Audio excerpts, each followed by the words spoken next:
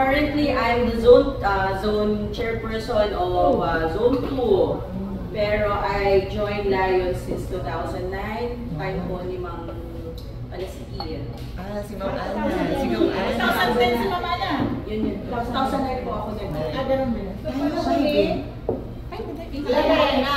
So, like Grace po, we're from Magdalo before, pero I organize yung club ng Makati. So, we're from Makati, St. Camillus Lions Club. So, I was the president that time, so hindi po ako nag-charter. Tsaka, presidente po ako ni Magdalo, tapos dito rin po kami induction and charter. So, ayun po, masaya ang Lions. Talagang super, ako po ay single parent, pero sobrang dedicated talaga sa Lions. Kaya sarap mag-Lions.